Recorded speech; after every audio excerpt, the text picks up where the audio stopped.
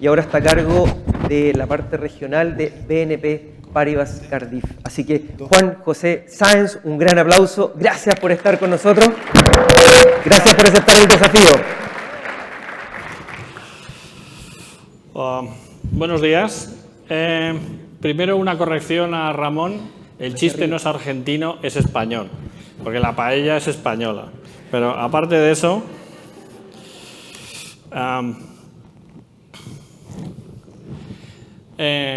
buenos días, gracias a todos por venir. Yo voy a dar un poco el contrapunto a todo esto. La transformación digital verdaderamente empezó hace 25 años. Y hace 25 años surgieron dos tecnologías que cambiaron totalmente al mundo, que fueron Internet y la telefonía móvil. A pesar de que es una tecnología que lleva 25 años en el mercado, en la industria financiera y especialmente en la industria de seguros, somos terriblemente malos en ella. Llevamos intentándolo 25 años. Desde el punto de vista de transformación, personalmente he trabajado en 12 países, he trabajado en 11 compañías diferentes, la mayor parte de ellas multinacionales. He trabajado en empresas de startup que ayudan a las empresas a transformarse y tenemos un gravísimo problema. Seguimos estando en la transformación digital. No hemos salido de ella. Ya tengo yo una edad que me permite estar mirando otras tecnologías y algunas veces cuando hago charlas sobre transformación digital me siento como hablar del control remoto de la televisión, cuando ya las generaciones mucho más jóvenes consideran que todo esto debería ser un hecho y cuando se encuentran que tienen que contratar un seguro o tienen que acceder a algunos servicios financieros, todavía parece que estamos en el siglo pasado.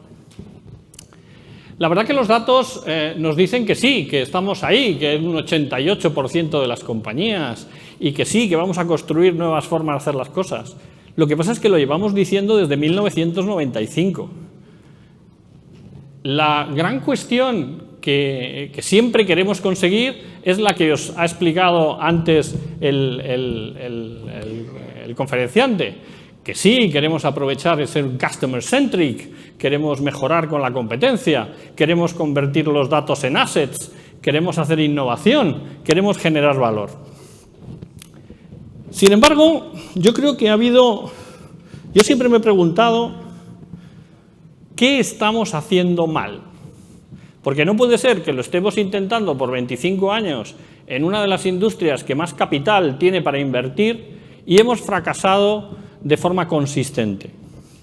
Y para mí, una de las cosas fundamentales es que el cambio de la transformación digital no es un cambio basado en un proyecto, en una iniciativa, en una innovación, sino que es un cambio trascendental.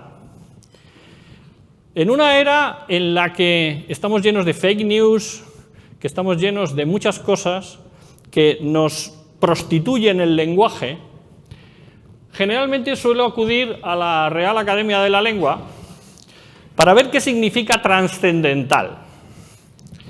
Y la verdad que cuando lo buscas, tiene unos significados verdaderamente importantes a la hora de entender qué significa una transformación digital. Que se expande a otras cosas.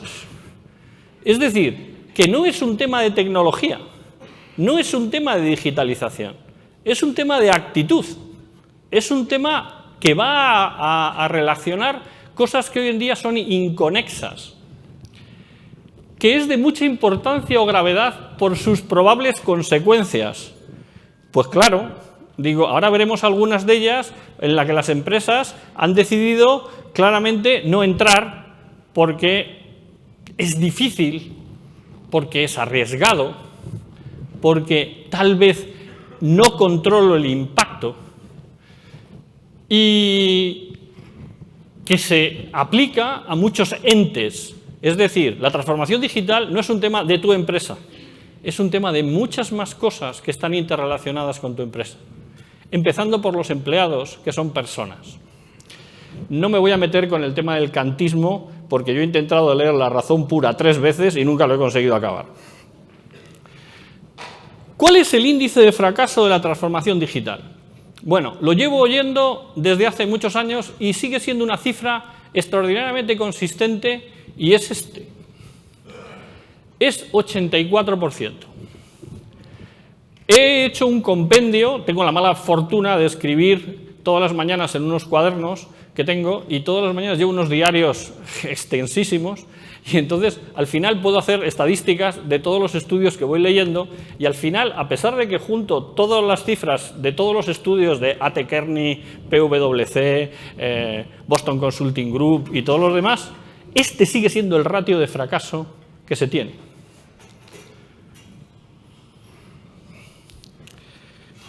Cuando trato de visualizar por qué las grandes empresas y sobre todo las compañías de seguros no son capaces de cristalizar el asset que se le plantea como una transformación digital, le encuentro una similitud terrible con los 7 pecados capitales. Y he querido hacer esta similitud porque me parece una forma bastante clara de referenciar que la transformación o el fracaso de la transformación está muy relacionada con los comportamientos básicamente humanos que tenemos. Y cuando yo me veo aquí, pues yo veo algunos de mis pecados, por no decir que los veo todos, pero claramente empezamos con uno que me parece que es el fundamental, donde vais a veros algunos reflejados. La pereza está muy relacionado con un proceso total y absolutamente relacionado con una cosa que se llama distancia. Y está basado en un mito que dice, esto no me va a pasar a mí. Lo que me le pasó a Kodak es una cosa que no me va a pasar a mí. Bueno, pues he de deciros que sí, sí os puede pasar a vosotros. ¿Alguien sabe lo que es esto? Así, rápido. Bueno, pues esto de aquí es una cosa que está sucediendo desde hace 5 años, que van por la versión 16 y van a entregar el MVP 16, y es el impacto del 5G en la economía mundial. Es el roadmap de la tecnología del 5G del roadmap de 5G en la telefonía. Solamente el impacto de esta tecnología va a suponer un cambio en el mercado de 12.000 trillones de dólares. Perdón, de 12 trillones de dólares.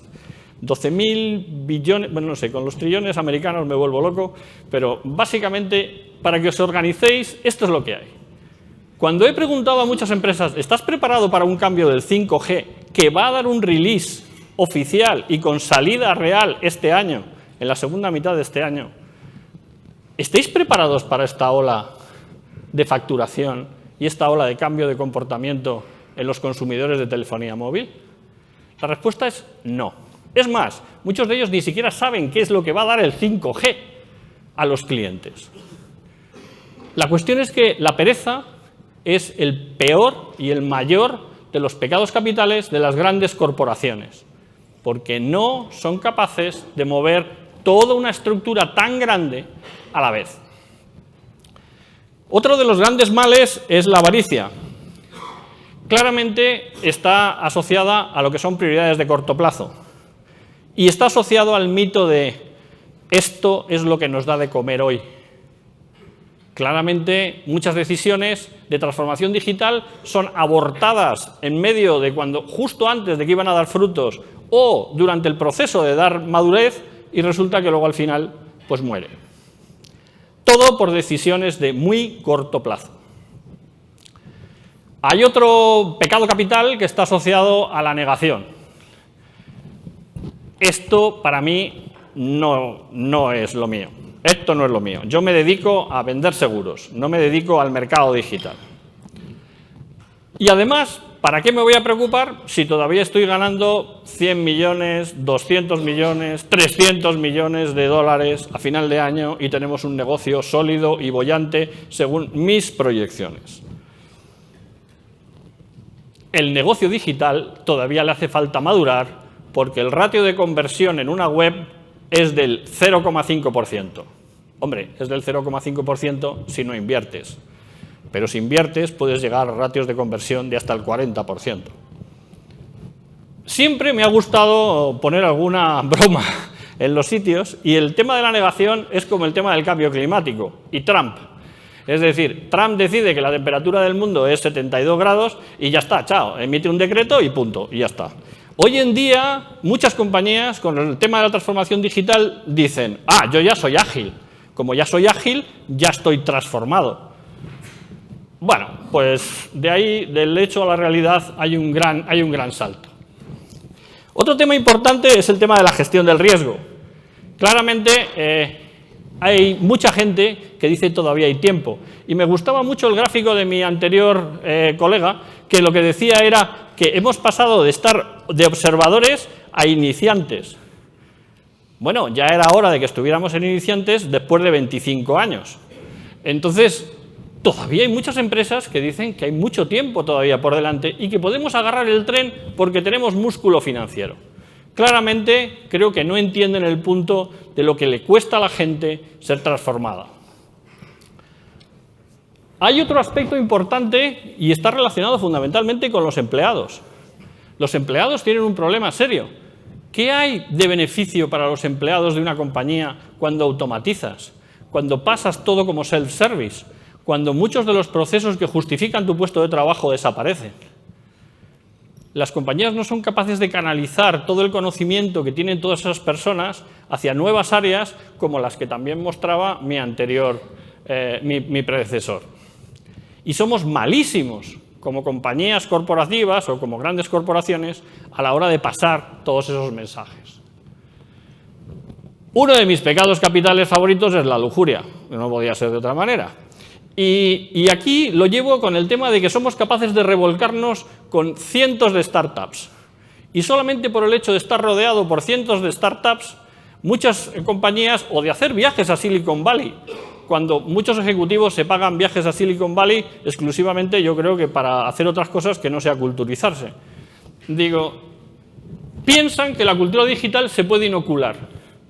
Y yo creo que la cultura, como es una parte de todos los componentes de la actividad humana, no es tan fácil de inocular. El último es la gula. Este me lo quitaron el año pasado porque tuve un infarto y me han quitado de comer todo, entonces este ya no lo puedo tener. Este pecado no lo tengo. Pero claramente es que la cultura digital se puede comprar. He visto compañías que han comprado startups, las han comprado y las han destruido. En menos de un año, el 90% de los antiguos empleados de la startup desaparecieron, se volvieron a crear otra cosa, porque la atmósfera corporativa los ahogó. La cultura del comprador mató la innovación. Y es un comportamiento humano 100%, porque es el comportamiento de la conquista, es el comportamiento de la destrucción. De la cultura fuerte mata la cultura pequeña. Solo he visto un caso en el que verdaderamente el comprador tomó el valor de la empresa startup y cambió su propia cultura. Imaginaros los cientos de otros casos que hay en la dirección opuesta. Hombre, a pesar de todo, hay buenas noticias. Hay compañías que sí son digitales. Algunas ya nacieron digitales, como Amazon, como Starbucks, pero hay otras como UBS, que son de lo más tradicional y de lo más rancio, que han podido dar la vuelta utilizando técnicas diferentes. Para mí, una de las claves es cuál es el rol que juega el CEO de una corporación que quiere transformarse digitalmente. Es decir, que no nace digital, que verdaderamente ya tiene una cadena de distribución, que tiene un producto estable, que ha estado en el mercado por 50 años, que ha sido exitoso por 125 años en el mercado. ¿Cuál es el rol del CEO? El rol del CEO claramente es mirar hacia la estrategia futura a 5, a 6, a 7 años. Y hoy en día es extraordinariamente difícil porque es incluso difícil mirar a 2 años vista. Bueno, por eso les pagan un salario tan grande, porque definitivamente necesitan tener esa capacidad de visión y tienen que ser ese nivel de visionarios. Si los CEOs de las compañías no responden de forma positiva a estas 3 preguntas, definitivamente la compañía entra en un proceso de crisis grave. El 66% de las compañías piensa que la transformación digital es un proyecto o un programa de proyectos que él financia para transformar la compañía. Ese 66% ya ha fracasado en la transformación digital. porque no son proyectos, no son programas. Esos son los componentes de la transformación, no son la transformación en sí. La gran pregunta difícil es la última. ¿Cuál es el grado de valentía que le tienes que poner para arriesgar un negocio tan bueno, tan sólido hoy en día, para poder afrontar el futuro? La solución es bastante simple y está representada por este pequeño dibujo que está aquí. Hay que empezar muy poco, muy pequeño, muy concentrado, pero muy aislado del resto de la corporación. Tenéis que empezar con spin-offs, tenéis que empezar con grupos muy pequeños que luchen todos los días por la supervivencia del nuevo negocio digital o del nuevo negocio sobre inteligencia artificial o sobre cualquier otra tecnología que queráis poner.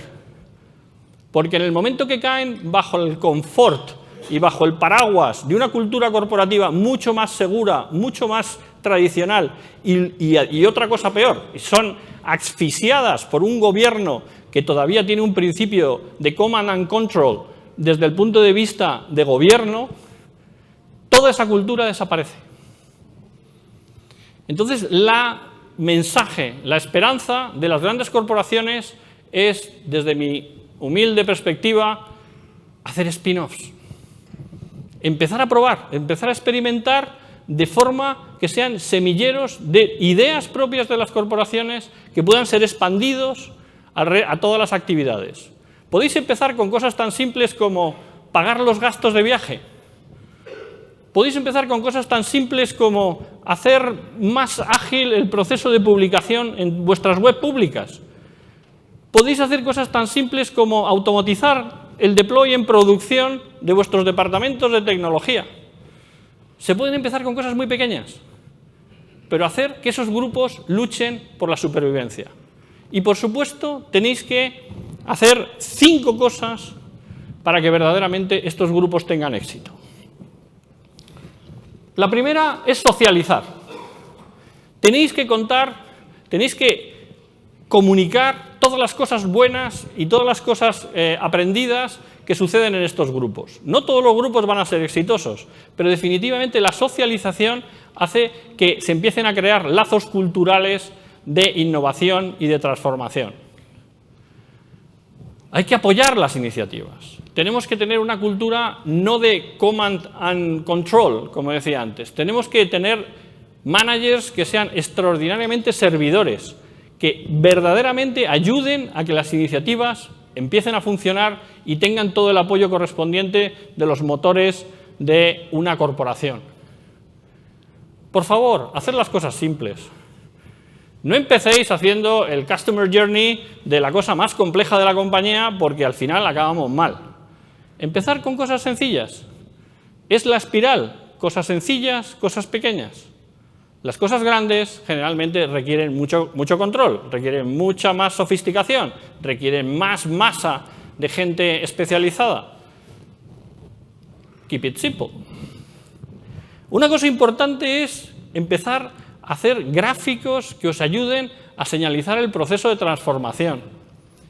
Muchas veces yo me he preguntado cuántos seguros, cuántas tarjetas de crédito, cuántas unidades de las que se venden en las compañías pagan mi salario. Yo he hecho el cálculo en mi actual compañía con mis actuales márgenes y todo lo demás, quitando algunos aspectos financieros y todo lo demás, pero si tuviera que vivir exclusivamente de la venta de pólizas de seguro, para pagar mi salario tendríamos que vender 11.000 pólizas. 11.000 pólizas. ¿Alguna vez habéis pensado lo que cuesta vender una póliza? Creo que nosotros estamos viviendo un momento, la gente que trabajamos en grandes corporaciones, donde hemos perdido totalmente una conexión con la realidad para saber cómo se pueden hacer y por qué las cosas son como son. No podemos vivir en esa comodidad si queremos estar en un proceso de transformación digital. Y, por supuesto, el ser humano sigue siendo el ser humano que vivía hace 20.000 años o 25.000 años recolectando nueces y cazando conejos. Y durante casi 50.000 años, 60.000 años de nuestra evolución, hemos vivido contando historias. Hemos podido transferir conocimiento a través de contar historias. El tema de la transformación digital también consiste en que podamos contar historias de cómo somos capaces de transformar. Con este mensaje, que intento daros un poco de esperanza dentro del caos que os he pintado al principio, me gustaría terminar la charla y daros las gracias por haberme escuchado tan amablemente. Muchas gracias.